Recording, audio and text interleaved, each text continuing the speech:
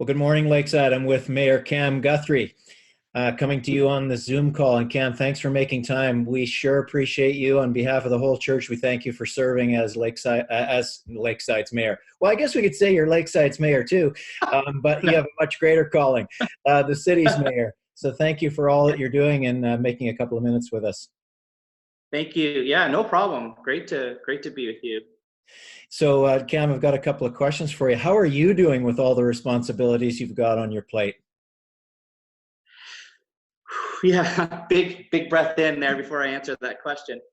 I'm doing fine. It is constantly changing every day. How we are reacting as political leaders to what's happening, and I think especially on the municipal side of it, we are having to react to changes from the federal government and changes to the provincial government, which affect cities. So not only are we trying to do our own changes and respond to the issue locally, but we're having to react to the upper levels of government too. So it's a little bit different leading through this. I will say I've never been more tired, and I'm worrying a little bit for others, obviously, the citizens and the businesses in town. But overall, I would say that everyone is doing well here in the Guthrie household, and that includes me. Cam, I guess if we were going to look at screen time comparisons, you basically never get away from your devices. You're right, and you said that plural, devices. Well, how's the city doing? All over me. You know, we go out in our cars, we go to the grocery store. It seems like it's crazy out there. How is the city doing? Good. You know, everyone is listening to the public health officers, our chief medical officers, not suggestions, our direct directions. And that's really good. I've been saying this to the media lately, that this isn't like an exam where if you get, 70% or 80%, you pass. You only pass when you have 100% participation, and that's a pass. And so sometimes we have to remind some people from a city perspective, from a medical officer perspective, that you have to adhere to the rules of physical distancing, and you have to look at the lists of businesses that are not open. And I know it's difficult, and I know it's inconvenience, but we have to do that to stop the spread. And we can only do that if we all do it together. What's the city's greatest need right now, Cam?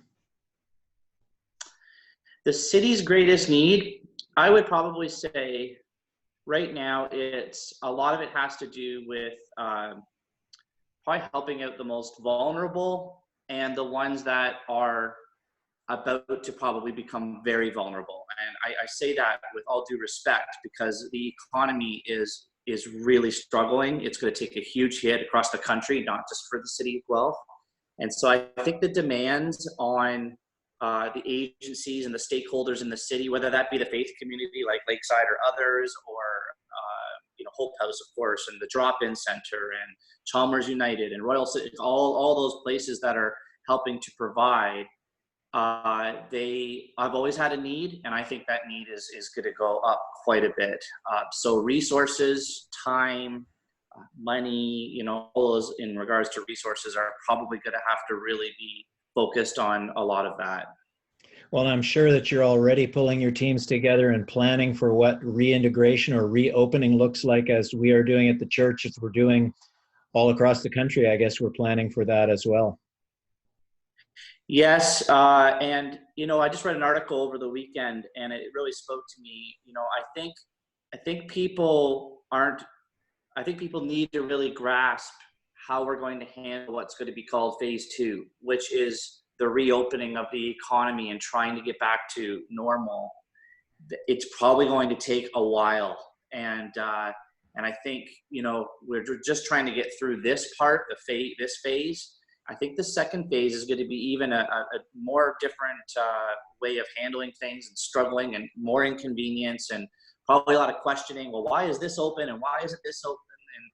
And it's going to be a while. And so I think it's important to start to get that message out there that we need to get ready for phase 2 and pull together throughout all phases of this issue. Right, exactly. Well, somewhere in there, we sure hope that we'll have a grand reopening party at Lakeside, and we'll look forward to you and That's right. everybody else being back together over there. Absolutely, absolutely. I've been really enjoying, obviously, the online services. They've been really great, and I think it's actually stretched not only the faith community but also the business community and everything by having to do a lot of things online. But it will be really nice when we can gather together. There's, nothing is a substitute for that. Oh, that's for sure. Well, Cam, I wanted to give you an opportunity, if you would give a word to Lakeside. Is there something that you would just want to say to your church family? Well, thank you. Actually, I've been seeing a lot online, even in news articles, of Lakesiders really uh, pulling together to help the most vulnerable, whether that's through Hope House or other agencies, to continue to think outside the box with some entrepreneurial type of things to keep businesses afloat. And that's just an extension of our faith, right? Is to help others, to be Christ-like, to help following in His footsteps, is to try to help others. And even through this crisis, I've seen Lakeside do that. And I think one thing that's really needed, I think, with all faith communities that I've been talking to is, as much as we've moved to this kind of a format of online engagement, it's important that the faith communities are actually a huge provider financially and resources and things like that anyways. So I think it's important to still making sure that we're helping our churches and helping our faith community, whatever they are, and because a lot of that flows right through back into our community anyways at the end of the day. And so thank you to Lakeside for just continuing what you're doing, even though we may not be gathering on Sunday mornings. Absolutely. That's so good, Cam. And thank you very much for taking the time. As we remember all the frontline workers, we certainly consider you right up there with them. So thank you, and we'll keep praying for you, supporting you and the city's needs as best we can. So thanks for taking the time with us today. Perfect. Take care.